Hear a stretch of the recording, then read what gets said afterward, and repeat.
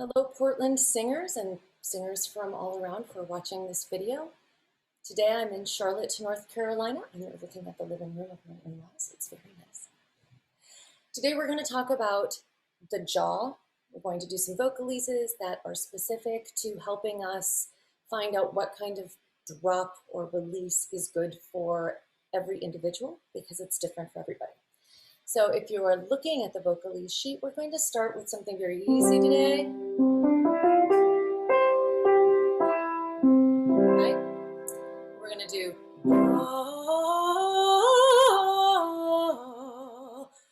We've talked about before. It's very neutral. It doesn't ask that much of the tongue as far as creating any specific shapes, just sort of chilling on the bottom. So it's a good time for you to experiment with a jaw drop. Always feel free to give yourself an assist. Don't be surprised if you hear a dog collar.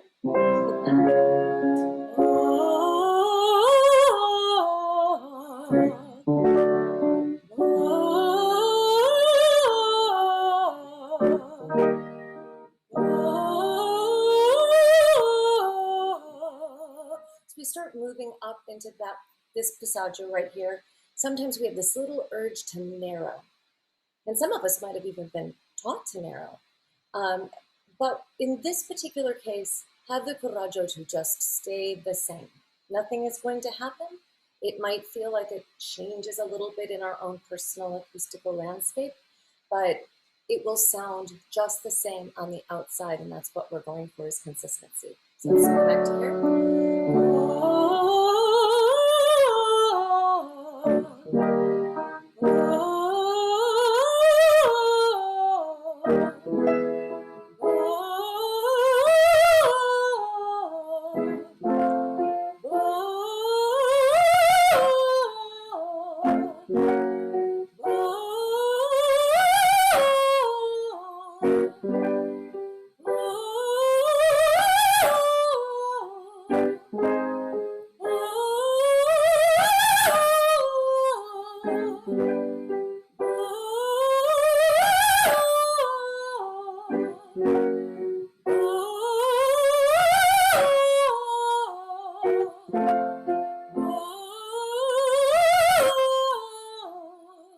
And if you think I'm being a little vague about what consistency means, that generally means the same kind of breath energy or supply, whatever that means to you, and keeping everything and what we're doing the same, everything in the throat the same, keeping the tongue the same, that there is no need to squeeze, adjust, or manipulate in order to access a pitch.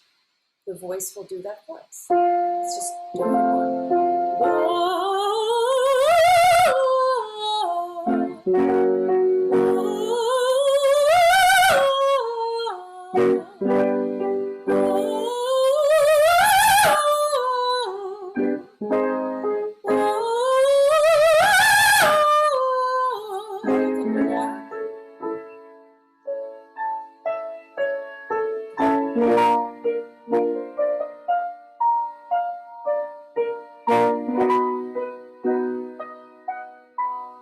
Last one.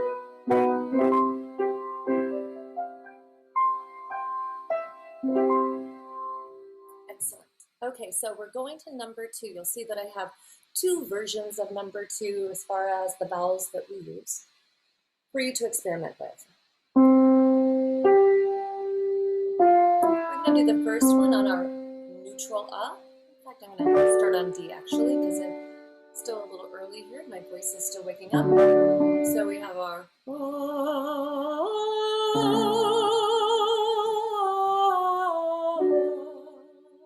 a couple more of those just on the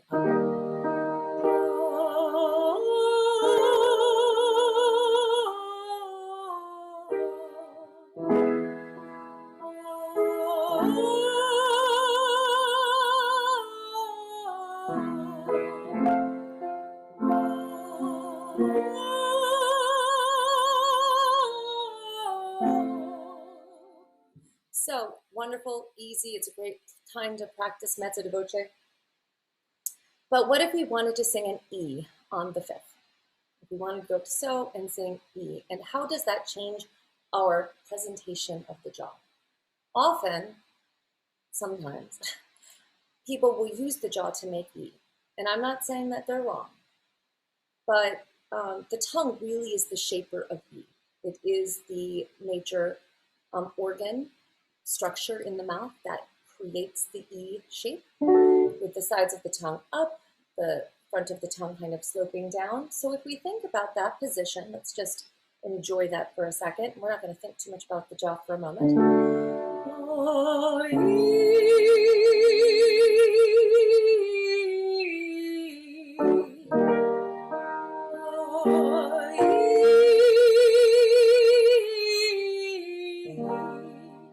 Now, can you have your jaw as open as you did on Well, perhaps not.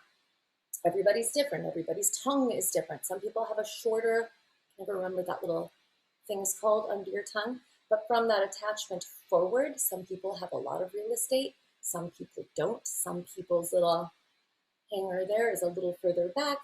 So the subjectivity of how the tongue is attached to the mouth can change significantly how I make my E versus how somebody else out there makes your E. So what becomes perhaps more important isn't how open the jaw becomes, but how released the jaw can be. And you could even think about that as a relaxed E. So if we go back to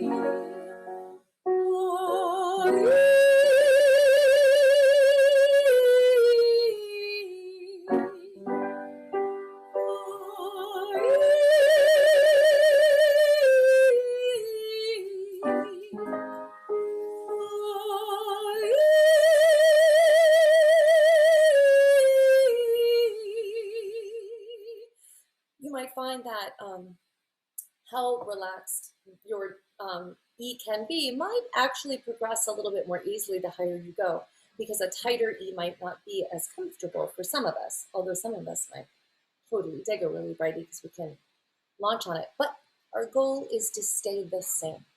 So if that is the goal, then keeping that jaw released and letting our E have a little bit more vertical space is very helpful.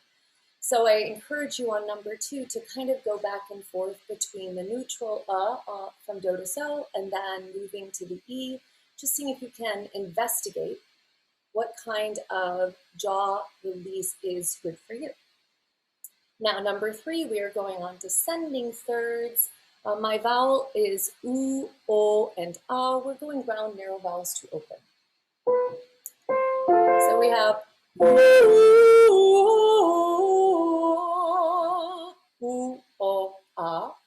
And again, these are what we would call lip, lip vowels, right? Because they're generally made by the shape of the lip. Make sure oo is a true oo, a European oo. And as you open, create the space by letting the jaw release rather than over shaping at the mouth. So,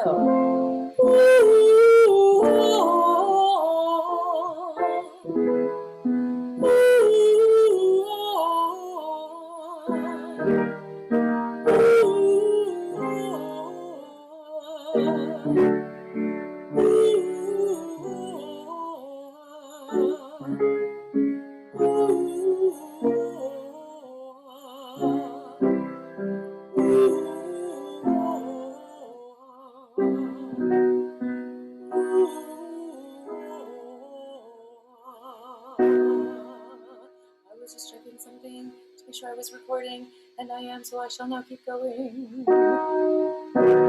Too hard. Back to here.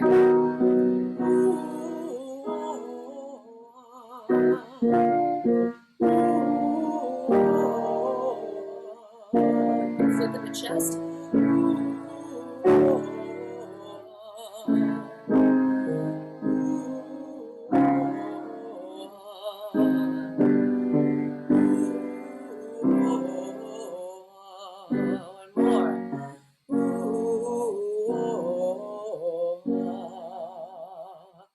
And our last one for today, 5-note scale with staccato, where we have. It's always easy to say, oh, I've got a totally released jaw. My jaw feels awesome on a neutral vowel or even an open one. But when we have to move through a string of vowels like E, A, A, O, and U, sometimes our jaw can be a little bossy, whether we intend it to or not. I'm actually going to start this here, give our lower voices a chance. We're going to do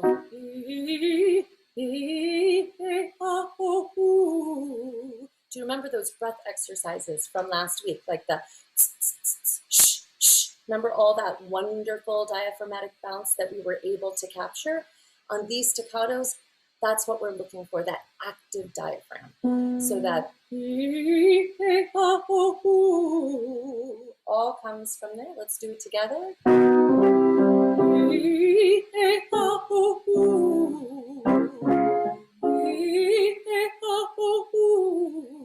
Now that you've got the hang of the exercise, let's check the jaw. Noise wiggle.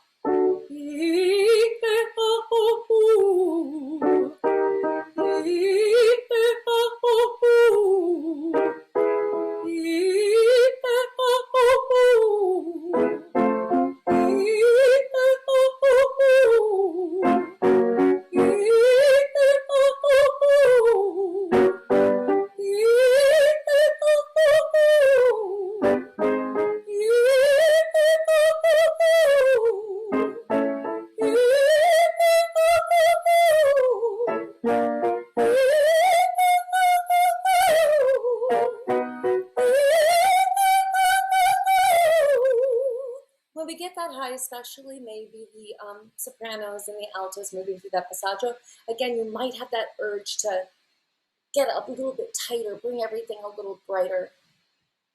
As a voice teacher, I just offer you the thought that that is not required, that does get tiring and can tax the voice and tucker it out a little faster than if you didn't. So I would encourage you to go for what's easy and go for what's relaxed and just see what's on the other side. You might be very happy with how much easier it can be when you don't squeeze and don't tighten. Now, our song for today is, we're still working on Die Musik, and our goal for today is that we are going to just sing through the vowel line that we defined last week. The vocalese sheet from last week had all of those icons that hopefully some of you thought were ridiculous and some of you probably thought were helpful, that you could actually just look at the icon and know that U, Ut, A, Bat, A, B, Book, I, B, E, B, and that you could transfer the sound of the English word or icon into the German vowel line. So our goal for today, and it will not be perfect, is that we're just going to see if we can sing in a very linear fashion without too much concern about what it sounds like, just the vowels. I might make some mistakes, and don't be surprised if you do too.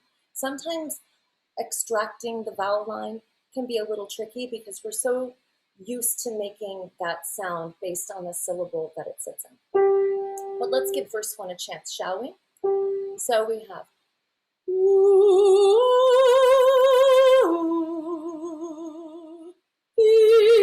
wrong.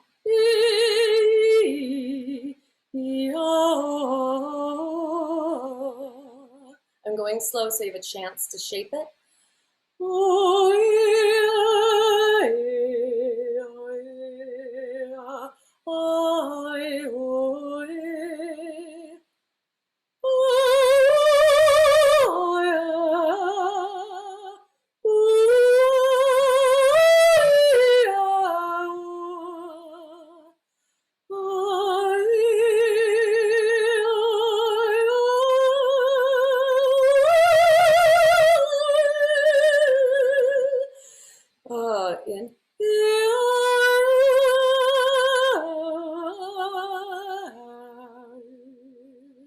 I might not have all those notes just perfect because I'm looking at the vowel sheet, so forgive me that small error if that is true. But let's look at verse 2.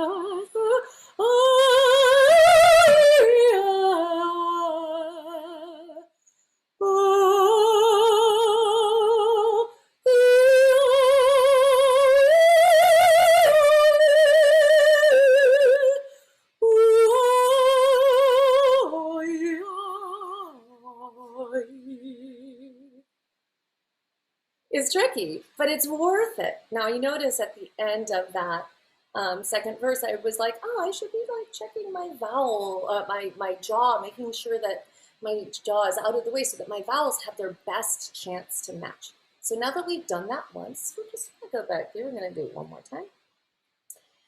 This time I'm actually gonna look at the sheet music. And we're just gonna see if we can speed that up, right? So let's see if we can go just a bit faster and keep the vowel line chugging along, keeping our space as universal as possible. So we have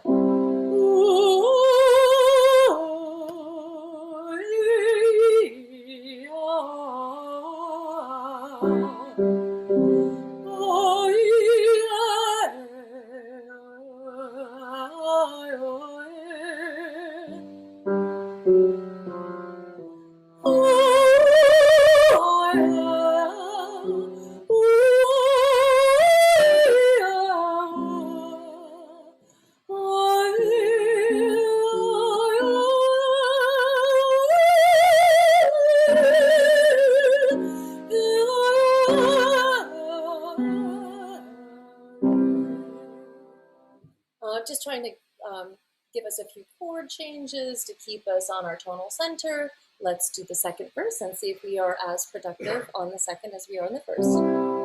And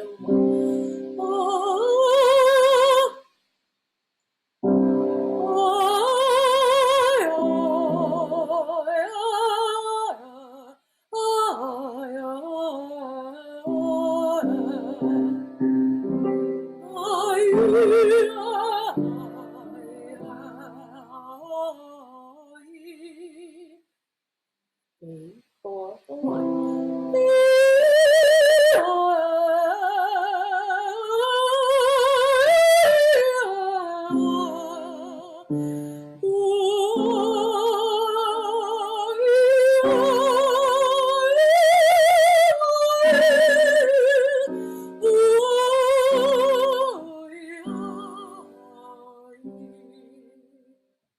And there we go. You now have a beautifully, fully connected vowel line that you get to practice with this week. Next week, we're going to put our consonant. I feel like I might have said that we were going to do that this week, but I wasn't quite ready. Next week, we're going to think about that vowel line, but how we access the consonants so that they don't create impediments for the vowel line. So that's where we're headed next week. I hope your voices are starting to get back in shape and that you're feeling great about your singing. I'm looking forward to hearing all of you in, gosh, like a month or so, little just about that for our first Vocalize and Socialize. So keep practicing because at least for the second Vocalize and Socialize, we will sing our group song as a group when we're together. All right? So have a good rest of your week. Next week, I will see you from Marshall, Michigan. Bye-bye.